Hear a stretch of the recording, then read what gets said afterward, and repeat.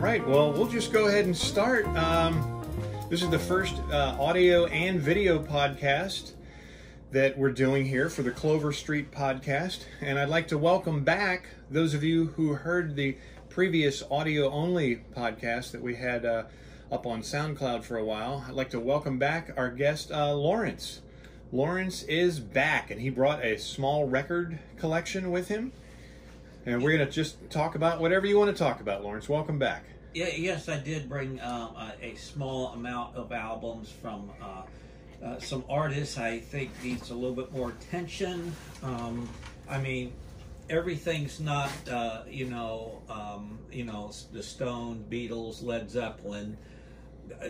There's just a wide variety of great talent out there, and a lot of them just did not get the recognition they deserve, and I pulled some of these artists out, their albums, and we're going to talk about them. And this is kind of a follow-up to the long interview I did with you back in the about a year ago, okay? The early days of COVID.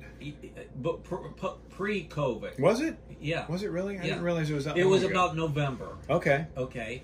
And we talked about an hour and a half about the art of vinyl collecting, and I covered it all from thrift store to independent record store, 180 gram. Right. But I wanted to just do something, a follow-up that kind of ties them together, because I didn't want to change the subject. I just wanted to add something to it. Okay, so great day today. Great fall weather we're having. It's rainy, kind of damp, but it's not. The temperatures are still cool, comfortable. Okay.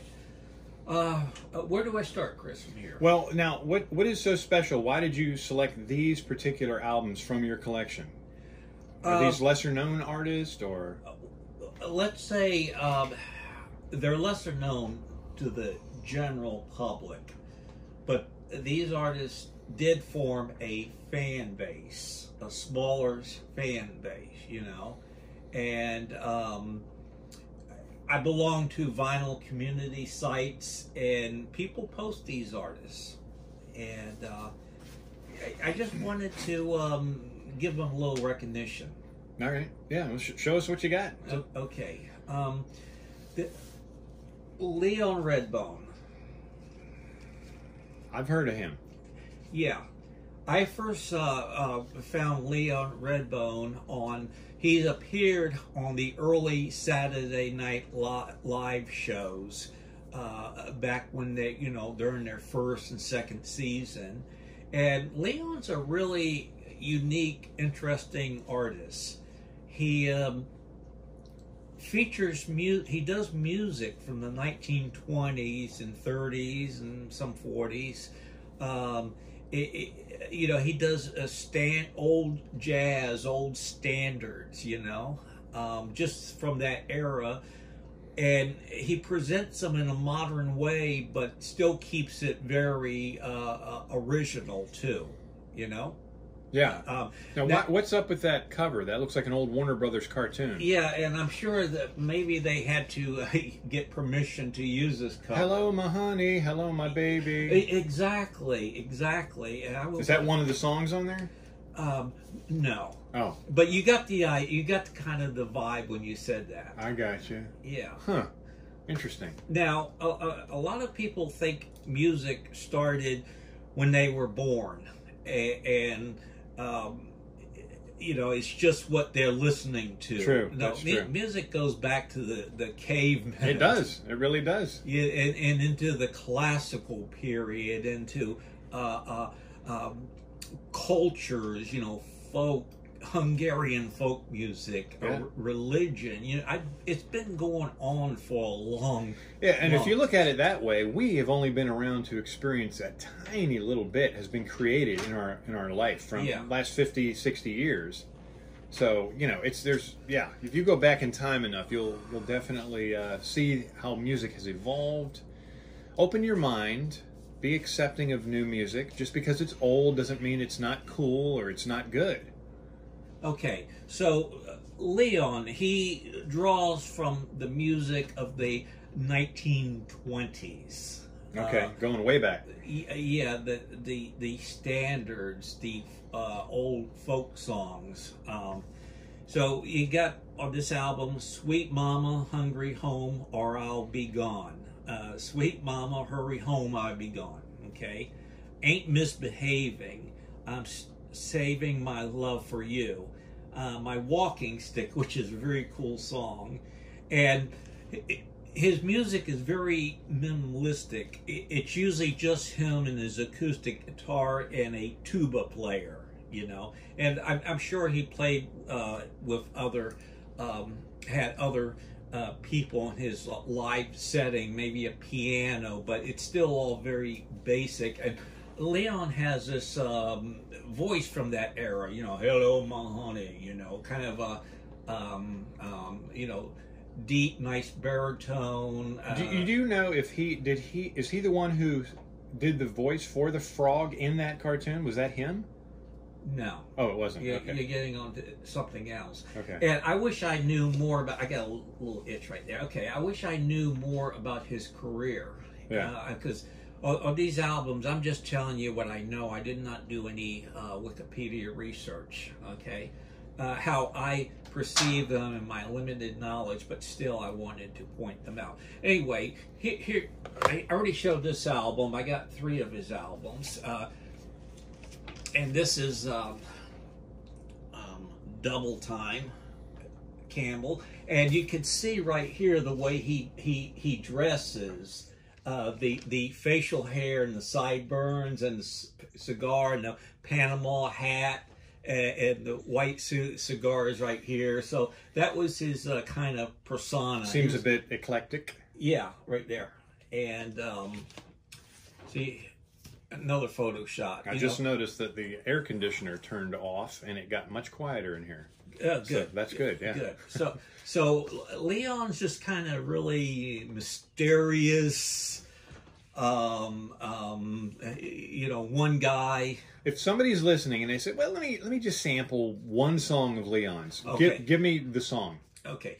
Because they're going to go on iTunes or Spotify or something and just listen to whatever pops up. I can answer that question. Look these 2 albums up. These are considered his best album. Well, the third one I have a little less, but these 2, just look these albums up and look at the songs and just pick out any songs. That one's called Double Time. Yeah. And the other one is called what? On the Track. Oh, okay. On the Track, okay, and Double Time.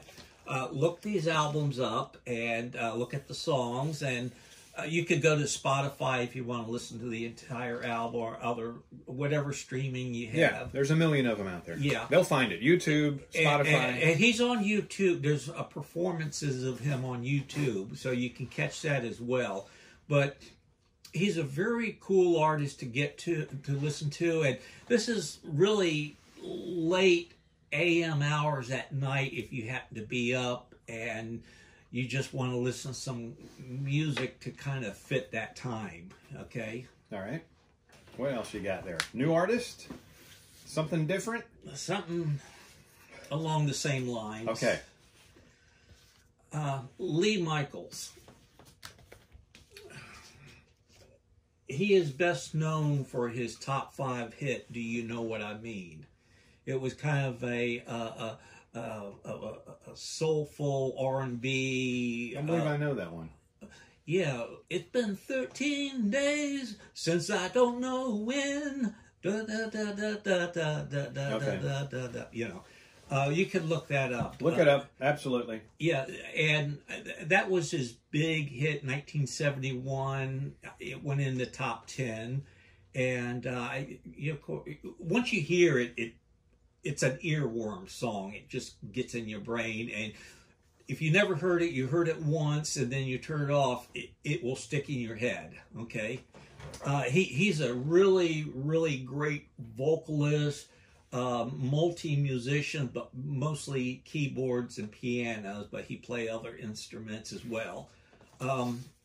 he has since disappeared from music. He's still alive, and what I read from him, what he's currently doing is he got all the rights to his music publishing, which is great, because when an artist loses their music publishing, that's a good source of income that's gone. Yeah, they can feed off of that forever. And you don't have a say of how your music will be sold. You know, they could put lousy compilations together, you know, with lousy album covers, and you just don't have that say so. You know, they can do whatever they want if you don't own your own music publishing. Okay, he's had a number of albums, including his debut album, which is magnificent. It's called Recital, and it's a gatefold. You pop up the gatefold. There you go. I think that chainmail is the only thing he's wearing. Yeah, that chain. Look at, he has kind of a, you know, a teeny bopper, Bobby Sherman, you know, David Cassidy cute smile. Okay. And here he is again on the album that had the big hit. And he's really a, you know, kind of a heartthrob, good-looking, you know, guy for that era. You have a bit of a man crush on him? No, not me. But, you know, he does have a look that would attract teenage girls. Yep. Okay? Easy on the eyes. For the girls, yeah. Yeah. Okay. This album, while it did not have any hits... I do want to say that he looks much doofier on that album cover than on this one. Yeah. Yeah. This album did not have any hits. In fact, he only had one big top 10 hit. Do you know what I mean? But this is a great album, so look it up and listen to it for yourself. It's been a while since I've heard it, but I'll read some of the song titles and we'll move along. Recital. Leave my side. If I lose you, time is over. No part of it. Fell in love today. Blind. Grocery store soldier. That's a kind of a political song about people going off to war. Vietnam was going on at that time, so I guess that's inspired. Related artists, if you like this artist, other artists you would like is definitely Badfinger and the Raspberries. Okay. You know, so if you like Badfinger and Raspberries, you'll like his music. And this album's not quite as good as the debut, but it did have the big hit, and it has some covers of other songs he did not write. I'm trying to look over the setting here. They're not listed anywhere on the album or the jacket? It's listed in a weird way that it's not... Okay, do you know what I mean? Yeah. Okay, and... Yeah, ding dong. Yeah. So, I have to go back and re-listen to this one. Maybe I kind of sold it a bit short, but it did have the big fiery hit. You all know who Chris Christopherson is. I sure do. Absolutely. Yeah. If you can... He's a good actor, too. Yeah. If you can find any of his early albums, I would suggest get them, and I'll hold up some of them. Me and Bobby McGee album, of course, Janice had the big hit on it. Now, Janice is not singing with him on that. It's just him. Okay. Who wrote that song? He did. Okay. He did, and Gotcha. Janice turned it into a hit. Right. I think I remember his version was pretty good, too. Yeah. Yeah. All right. This album I got when I was like 14 years old. I loved it. Borderlord. Okay. And then...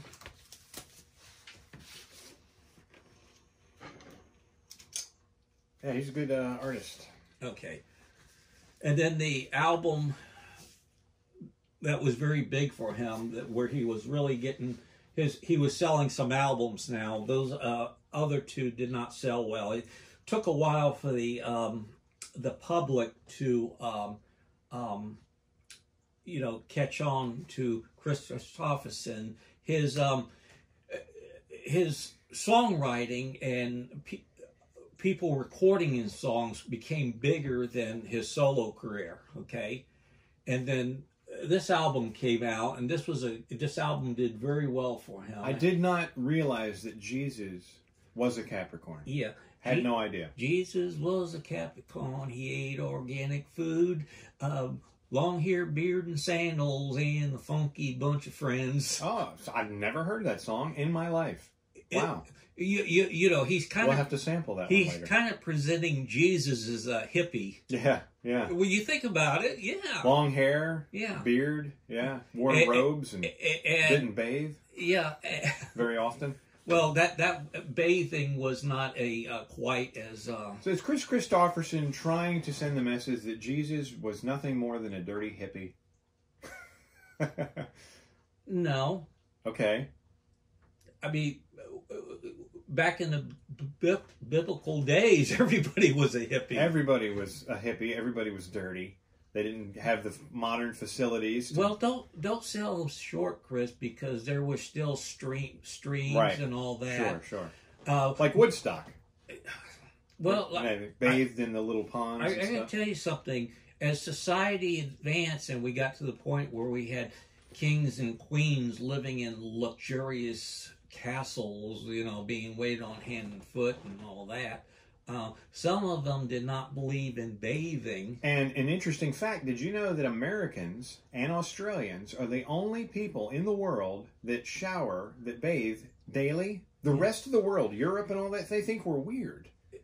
Isn't that something? Back to my king story. What they did was they cover themselves in fragrances. Yes, to cover up the funk. Yeah. Yeah. And applying that. You know, so you don't want to get near a king and queen from that time. No, you're just going to smell a mixture of funk and perfume. It's not going to be pleasant. Yeah. No. Yeah. So anyway, back to Chris Christopherson. I don't shower every day. Yeah. Every other day. You know, when I need it. Every other day, you know. Okay. His three biggest songs that became very popular before his career really, he started getting more notice. Of course, Me and Bobby McGee. Me and Bobby McGee. Hit by Janis Joplin. Sunday Morning Coming Down, which Johnny Cash sang and had a hit. Popularized it? Yeah, popularized it. A few things about that song I had to tell you about. The song is about sin and redemption. Okay? A guy waking up from a hangover who drinks too much. Okay. And he kind of let his life get out of control. He doesn't have clean clothes, and he mentions in the song, so I found my cleanest dirty shirt. Okay? And he ventures outside, and a spoiler alert, and he smells the smell of chicken frying and children playing. You know, something pleasant. Right. He has regrets that, you know, all this pleasantness and here, you know, my life is pitiful. You know, drinking too much and not, you know, living a cleaner, normal life, you know. So he's kind of... So what happens in the end? He's kind of examining his life and a possibility for change. Okay. So, you know, the song doesn't end, oh, I cleaned up my life and I, you know, got a 9-to-5 job now. But he's at least aware of it. And he's pondering it. He's thinking about it. Okay. Exactly. Self-realization. Yeah. Oh, Johnny Cash, when he had his variety show, sang the song, and there's a line in there about getting stoned, okay? And the producers of the Johnny Cash show and, you know, the higher-ups, the suits, wanted Johnny to change that line. You know, this is a family show, and blah, blah, blah. What year are we talking about? 1970. Yeah. Okay. Sure. TV was very, believe it or not, folks, TV at one time was very conservative. In what and we're sort of going back to that now. You know, everything, political correctness and everything, we're kind of getting hypersensitive now and being real careful about what we put on TV because we don't want to offend anyone, you know. So Johnny did not make a commitment one way or the other how he was going to handle that line, you know, to edit it out or change it. And he did talk to Chris Christopherson about it. And Johnny said to Chris, well, just look at me when I come to that part of the song. And so Johnny did not changed the line. He left the part about being stoned, and it said that Chris and Johnny just looked at each other. Did they broadcast it? Yes, it was a live performance on the show. Oh, wow. They could do the. Did he get in any trouble? Or no, the network. No, because it was Johnny Cash's show, and they were trying to convince him to change the line. You had a lot of parents having to explain to their kids what getting high meant, right? Because they heard it in the song. Well, if you ask me, I don't think the general public really. They probably didn't even catch it, right? Yeah, it was more of a public relations, public relation thing with the network. You know, can't sing that because the public. And there's been other instances like the Stones when they performed the song "Let's Spend the Night Together." Just that alone, just the title of the song is controversial. And Ed Sullivan, the producer wanted them to change it to "Let's Spend Some Time Together," and they did change it. They did change it. Yeah, they did compromise, and I think the Stones' mindset was, well, it's only one line. We got to get the song out there, you know. Yeah. So they were willing. Let's spend some time together. That's so weird. Yeah. Huh. And one other incident, time about being censored. The Doors, when they appeared on Ed Sullivan to sing "Light My Fire." Yes. They wanted them to not use the line, and we couldn't get much higher. Right. Yeah. When did they change that to? Well, let me finish. And the Ed Sullivan Show thought they had an understanding with the group that the line would be changed. Well, it wasn't. Again, live broadcast. Yeah. Okay. Yeah. And it wasn't changed, okay? And then after the show, the producers were just so upset, and it came to Jim's, somebody told Jim Morrison, after the performance when they were in the dressing room, right. Well, you'll never do the Ed Sullivan Show again, and Jim said, well, we've already done the Ed Sullivan Show. Right. So we don't need you anymore. I wonder if these censors and all these people that are so concerned about these, and then they break the rules and they say what they're not supposed to say. What do they get? Just a few angry letters from super conservative mothers or something, and that's it? I mean, it's not like the network shuts down. Do they get fines from the FCC? I'm just wondering what the repercussions of that are, Yeah.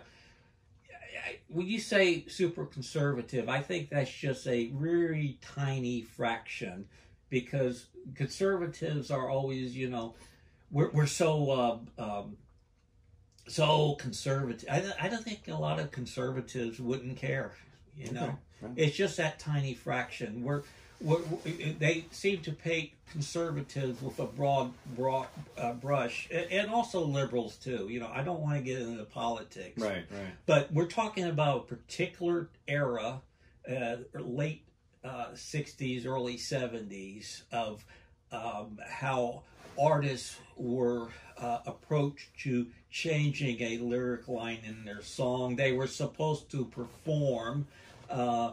And whether they did it or not. And then Elvis, when he performed, some of his gyrations, it wasn't so much about his lyrics, it was just more about his dance moves, right? That's correct. Who was concerned with that? Was that an Ed Sullivan issue as well, or just... Well, you're going back to the 1950s, a very conservative population. Right. There was a lot of old people. It wasn't the kids who were against it, unless they're really in a strict Baptist, right? Nothing wrong with Baptists. Yeah.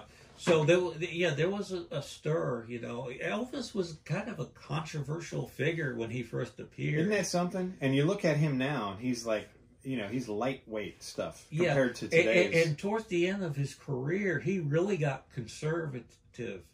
You know. Yeah, he always wore those full suits and just sort of really mellowed out a lot. He didn't do a lot of the jumping around he did when he was younger, right? Well, you know, his later performances, he still moved around, but he incorporated the movements he learned from karate. That's kind of cool. That's kind of cool. Yeah. Yeah. He did take karate. He became a black belt.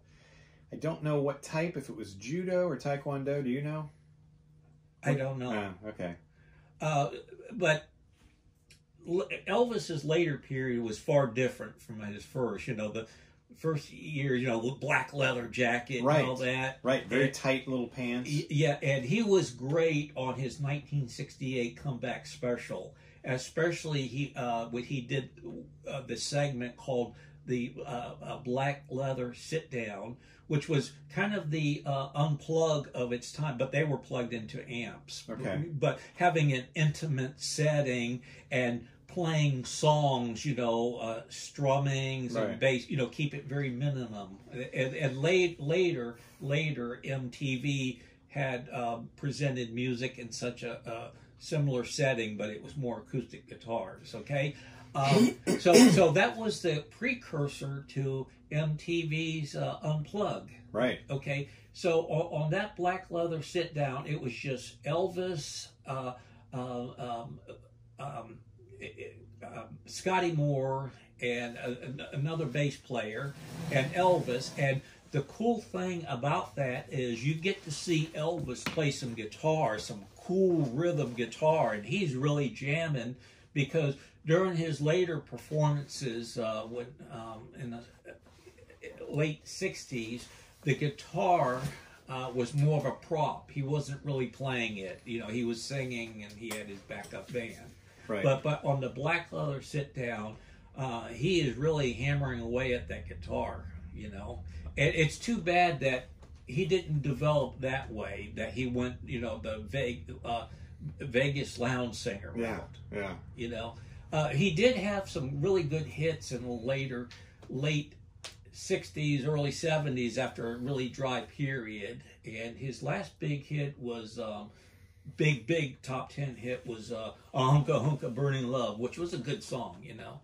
And he had some minor hits, some country hits, but I think the quality of his material went down. It was just too safe, you know, too mushy. Yeah. And you'd had kids coming along now who was into Led Zeppelin and Pink Floyd, and Elvis just didn't, you know, Elvis just lost the newer generation, except for some exceptions.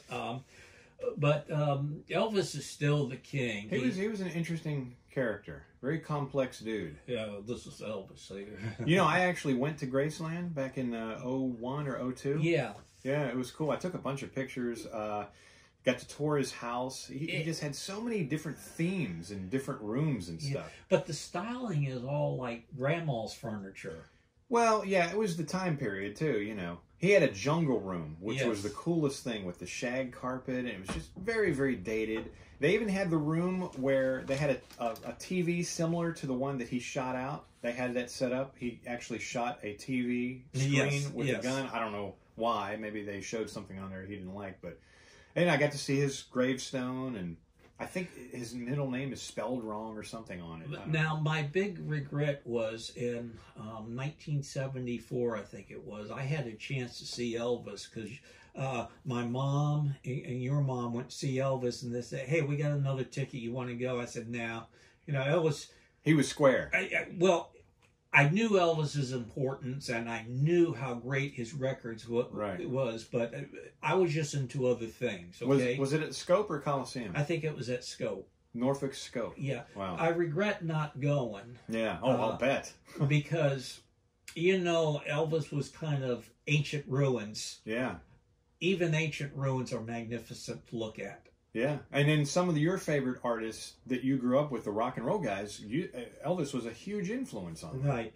It would have been nice. I mean, Elvis was only 41 when he died. It would have been nice for him to, if he had got his health back, got a kind of a got off the drugs, got a good perspective on life, and got a little bit more confidence, because he relied too much on his manager, the Colonel, and on his the Memphis Mafia. Right. And the Memphis Mafia, there's a great documentary on them, and it kind of tells their story. And they saw that Elvis was fallen, that he was heading in a bad place, and they tried to get him straightened out, but just could not. And it's still happening today with artists. You know, the overuse of prescription drugs and, you know, the illegal drugs. It's a shame, but it's so tempting when you have that much money and that much popularity, and the stuff is just handed to you. Well, Elvis got hooked on prescription medicine because it helped him function and made him feel good. Yeah, yeah. And then it gets to a point where he can't function without it. He can't feel good without it. On this Memphis Mafia documentary, one of them told off one of Elvis's doctors, one of Elvis's pill pushers. You know, you don't give that man, you know, blah, blah, blah. Right. And Elvis found out about it, and he chewed him out. Yeah. He said, when are you going to get your medical license? You have no authority to issue out, you know. Yeah. And didn't fire him, just chewed him out. And Elvis was on the treadmill and really going away. I feel good, you know. Yeah. Well, he was on those pills. Huh. It wasn't a natural feel. In that Memphis Mafia documentary you were talking about, did they have that actually happening? Did they film that exchange? No. Oh, they were just talking about it. This is recollection Right. from the members. Right. Okay. Okay. But they tried like the devil to get them straightened out. And how are we doing on time? We're about a half hour into. We got about a half hour left. Good. Okay. You want to get back to your albums, or no? Well, let me finish this. Absolutely. Up about Elvis. Elvis was in a really bad condition in Vegas, where he was doing shows. Health-wise. Yeah, yeah. And there's one time when he was in such bad condition, he had to go into bed, and they almost lost him there, okay? And they brought the doctor in, and the doctor revised him. And Elvis's manager came in to the room to see what was going on, and he saw the condition of Elvis and all that. We're talking about the Colonel Tom Parker, and so the Colonel saw the condition Elvis was in, and said to the Memphis Mafia members, and he didn't have any concern about Elvis. All he said was, it's vital that we get this man up and going for him to be on that stage tonight. So to him, Elvis was a cash ATM cash machine. So he didn't really care about the well-being of Elvis himself. He just wanted to make sure his show was performed and the money was collected. Exactly. Huh. Very, very sad. Interesting. So, you know, Elvis, like... And how long ago, with this incident you were just talking about, how, in relation to when he died, was this about a year before he died or months before? I guess the period where Elvis went in decline. Okay, because he died in 1977. Yeah, right? Elvis had a live performance that was broadcast all over the world called, you know, from a Hawaiian concert. I forgot the name of it. Hola from Hawaii. Okay? Aloha. Yeah, and a record album of the live performance came out and all that. And during those performances, Elvis was a little bit more sluggish. He still looked good, but he was putting on some weight, you know.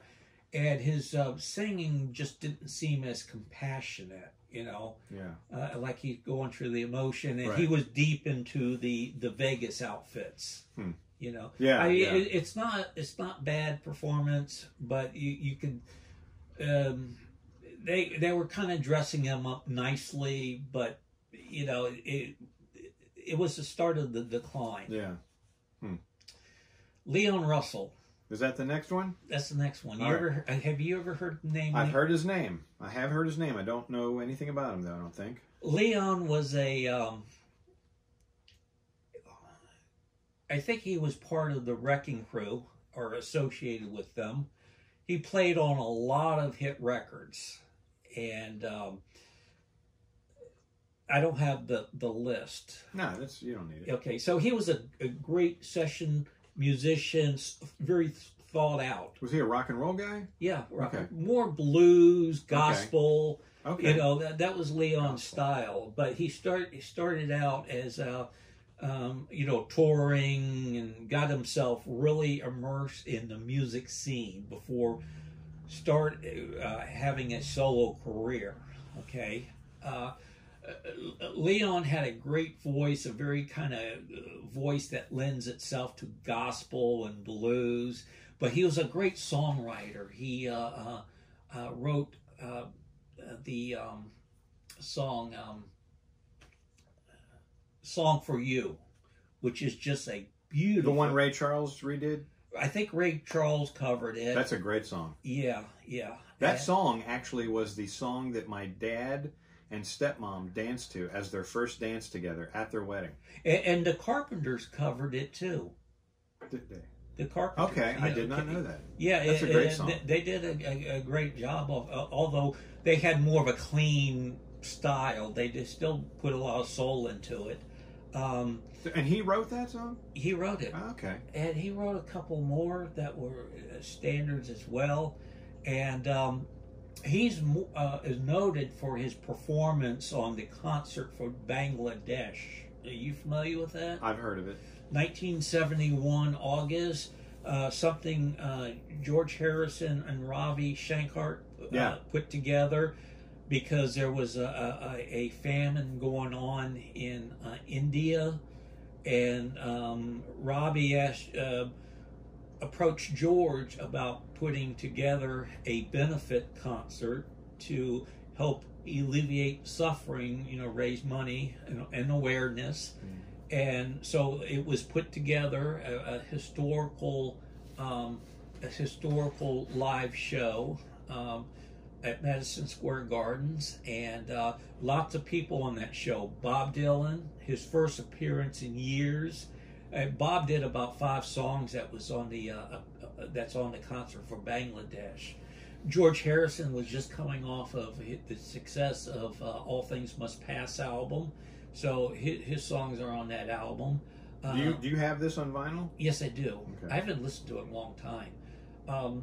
And Leon Russell does a segment which he steals the show. He turns his performance is like an old Baptist tent revival. You know, yeah, with gospel and it's just great. And gospel and rock together. Yeah. Huh? Also, Bad Company, not Bad Company, Badfinger is on that album, performed on that show as well. And there are others. My mind draws blank. You want to show the? So the albums I got from him is albums on the early Shelter label, right here. There he is, Leon Russell. And there's more too. I'm just showing. I just brought these 2 over. Okay. Interesting cover there. Yeah. His big hit was called Lady Blue, a song that he put in the top 20 from Will-O-the-Wisp album. After that album, his popularity, while he became still a live draw, you know, album sales and all that kind of dwindled down. The public kind of forgotten about him for a while. Not totally forgotten about, but you know, you didn't hear about him that much. Is he still alive? Well, I'm getting to that. In 2000, I forgot what year, 2006, 2008, Elton John approached Leon because Elton was very influenced by Leon Russell. In fact, Leon went to one of Elton's troubadour shows in 1970. That was Elton's live American debut American live performance in America, the Troubadour in Los Angeles. And Leon went to the shows, and Elton and him became friends, and Leon encouraged Elton, made suggestions and all that, and Elton was picked up his Leon's style of piano playing. If you listen to albums like Tumbleweed Connection or the early Elton John albums. So anyway, Elton approached him in 2006 of doing an album together called The Union, which they did, and it became a very successful album, one of Elton's higher regarded albums for the 2000 period. And Leon went on to release a couple more albums. The last one was great, but he succumbed to illness and passed away maybe about 3 years ago. Oh, all right. So I wonder how old he was. Probably in his 70s? Maybe early 70s, We're losing a lot of these classic performers. Speaking of, Mr. Eddie Van Halen had passed away about a week ago now? Yeah, I would say this about Eddie. All right. Tragic loss. Guitar rock was kind of at a standstill. I mean, it was still popular. We still had Southern rock and all that, but we had disco was really coming to its own. And I'm not a disco suck person. I think some great music was created in the disco period. Yeah, absolutely. But Eddie came along with this sound, this style, of tapping, and really revised rock. Right. Okay. His song Eruption. Oh man.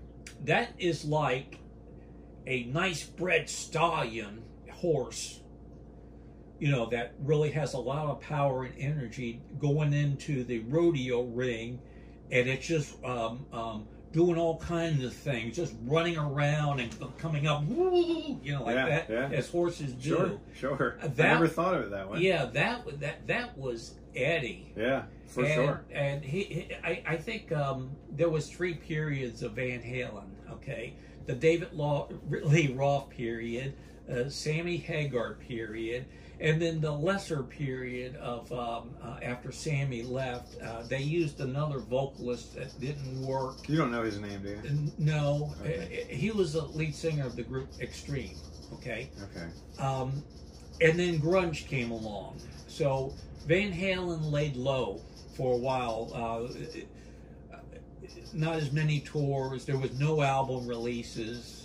The last album release was back in, I think, 2015 or 13, somewhere along there. With David Lee Roth came back on board. It was a pretty good album too. Look, I forgot the title of it. Yeah, I don't think I've heard that. Yeah. It's a picture of like a bullet train on it, okay? A bullet train? Yeah, an old-fashioned bullet high-speed train. Like a Coors Light kind of thing. Yeah. All right. And it was a very good album. Of course, David Lee Roth has lost some of his useful tone in his voice, but he could still sing. Yeah. And I thought it was a really start of a new period for Van Halen. But after about 50 shows, they canceled the tour. And why? Eddie got married, but I have a suspicion that it was canceled because of his illness. And then after that was it, right? After that was canceled. Yeah, that was pretty much it.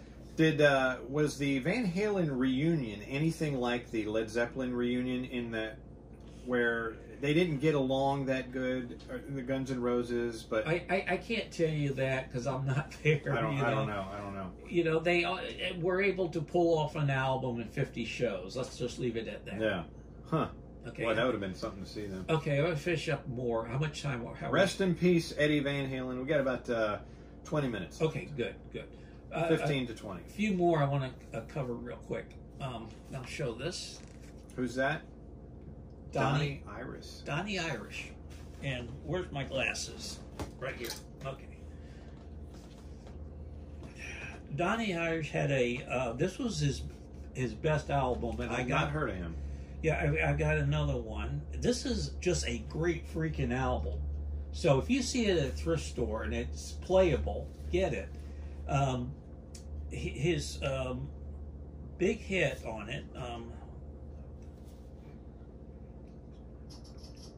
Love is Like a Rock. Okay, it's a great song. It sort of sounds like a softer Queen. Was it a radio hit? Yeah, it was a radio hit. Okay. Yeah, it was a top 40 radio hit. It did not do as well as it should have been, but the FM album oriented radio stations were playing it a lot. But the entire album's really good. Interesting stance there he's in on the cover. Yeah. And the Cruisers. Donnie Irish and the Cruisers. Yes. Okay. Yeah. After that, he kind of faded. Prior to him becoming successful on his own, he was in another band called Rap, make I don't know the rapper. You know, they had a big hit, and my memory escapes me the title of that band. But he wasn't part of that hit. He kind of joined to tour with them. If you like late 60s, early 70s, kind of trippy, psychedelic music, this album right here, Spirit. That's the name of the group? Yeah, Spirit. Spirit, okay. Yeah. And they had two big radio hits, A Line on You. Anyway, we'll post some links. Yeah. Okay. Sure. This album is, very psychedelic for that period. Some neat artwork in there. Yeah. Okay. The last album is actually a new artist who just released his debut album about a year ago. And I found out about him on NPR First Listen. NPR. Have you ever heard of Tiny Box? Yeah, I know about all that stuff. Yeah, that's good. That's how I discovered a local Hispanic group called, I can't think of the name of them right now. I'll get it later. Who you got there? I'll let you read the name. Ian No. That's Ian No. Between the Country. Between the Country. Ian is an artist from this album that is showing a lot of promise. This is a great album. This is his debut album? It's his debut album. Okay. It did not get any national attention whatsoever.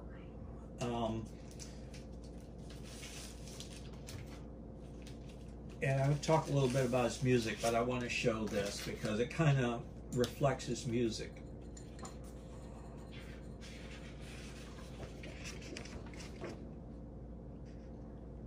Oh, how nice. Me like a lot.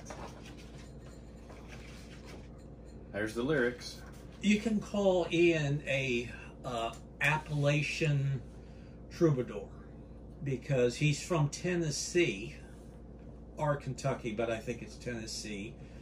He's from a part of the country that has his songs are about opium addiction, poverty, difficult relationships, and rural life. Things that he's experienced. Yeah, he grew up in. Okay. There's one song on this album, and we'll provide a link as well of him just performing acoustic guitar. It's called Meth Head. Oh, okay. And he's just describing someone who has been overcome to addiction, okay, and his situation. Methamphetamine. Yeah. Hold on one second. Okay. I saw them down in the dumps hurling armless loads of junk into a pickup truck. Bound for the yard, he was skittish and strange, like a wild dog with mange. Mange. Yeah, and there was blood everywhere in his hard, winding deep throughout the grind. You know, just really, really hard-hitting lyrics in that song. And another song, Irene pulled in at midnight, lit up smoke and beer, proceeded to crawl to the porch and called, "Your favorite child is here."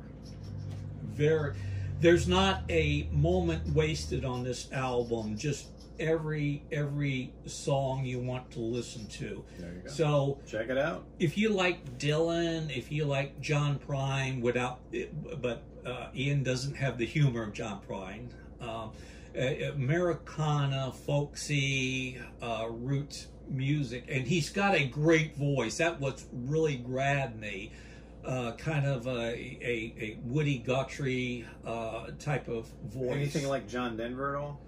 No, John Denver's music was happy. He was born in the summer of his 7th. So this is like the dark side of John Denver, maybe. Not even. I wouldn't even associate him with John Denver, except you know, John and him did acoustic bass, folky music. Right. This is more. John celebrated the happy side of life, which is great. There's a place for that. I love John Denver's music. Okay, and Ian looks at the darker side of life. I wouldn't want to say that John Denver's music is not truthful. It's kind of a fantasy wishing, but you know, and there's like I said, a place for that, and we have to have that. We have to have hope. You know. Ian is kind of the opposite side of that. Utter despair.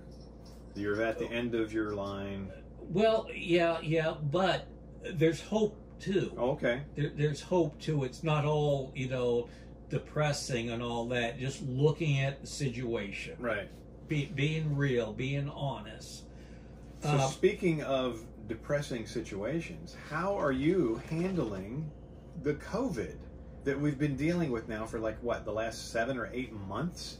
Going on way too long, right? Well, what are your thoughts on that? I feel real sorry for what the country and the world is going through right now. Yeah, it's a tough time. It's a tough time. So I'm not thinking of myself. I'm thinking of the world, and of course me in it, being part of the world. And you have to consider your own situation. And as far as I go, I'm retired now, so I can stay home. I don't have to worry about being laid off or having to go out to a job and maybe catch it. Right. So I can kind of isolate myself with no problem. But I look at the other people, see what they're going through. You know, people who have had financial hardships, are, you know, afraid, you know, I have to go out and work, I have to cashier at Walmart, or the bills won't get paid. Yeah, you're lucky you retired before all this happened. So, you know, that's my thoughts, you know. But as far as protecting myself, you know, I when I go out, I wear my mask and wash my hands and use the sanitizer. How much time we got? We need to wrap it up. About 5 more minutes. We can do. There was one other thing I wanted to show, but not enough time to give it justice. So, Chris, I'll let you close out. All right. Well, you know, I want to thank everyone. This is, like I said, this is our first video and audio podcast. So, we're gonna tackle the issues that might be revolving around that. The easiest part of this whole thing today that we did was the talking and the interview itself. The hardest part is going to be editing. It's going to be challenging because I'm going to have to switch from camera to camera and make sure the audio's good. And what's up? Okay, I'll just conclude myself with a quick remark. These albums I show, they're on streaming, and if you're a thrift store album collector and you see them in playable condition and they don't want an arm and a leg, pick them up. Yeah. Now Lawrence is going to be sort of a regular guest here on the show. We will check in with him every now and then and see what's happening in the music world. we'll take trips down memory lanes. We'll talk about newer artists. We'll talk about older artists. Lawrence's music collection is quite expansive with just about every genre you can think of. So thank you. He is an encyclopedia of music knowledge, and so it's always a treat to have him on the show. Be sure to listen to my interview, which we're going to post late. You don't have to sit down and listen to it. You could just blast it loud while you clean your house. Which interview is that? The SoundCloud interview. Oh, yeah. Yeah, I'm going to actually try to get that interview, too, and upload that to YouTube and just maybe put some still images or something so they can listen. It has a chance of reaching a much greater audience when it's on YouTube. And so the Clover Street podcast is still evolving, and we're trying to figure out what direction we're going with. And next week, I think we're going to be talking to my dad, who is an accomplished jazz musician, and he worked at NASA for like 30 plus years as an engineer, so that'll be a lot of fun. Stay tuned for that. But again, Lawrence, thanks for coming by. Appreciate your time, and it's been a lot of fun. Thank you for watching, and don't forget to subscribe, like, comment, and subscribe to the Clover Street podcast. Tell your friends about it. And our only sponsor that I want to mention is Digital DJs of Hampton Roads, which is another company that's under the same production umbrella as the Clover Street podcast. Music for any occasion. You can call us, and we'll be glad to work your wedding, your private party event. Social distancing, we'll do what we have to do to make things happen. So we got weddings already booking up for next summer. So contact us for that. You can find us on Instagram, on Facebook, under the Clover Street Podcast or Digital DJs of Hampton Roads. Do you have a YouTube page that you want to promote or mention or anything? Yeah. What's it called? The Vinyl Life or something? The Vinyl Life. The Vinyl Life. So look that up. And of course, we'll put a link in our description here to all these things. Tons of links to lead you in the right direction. So again, thank you for coming by.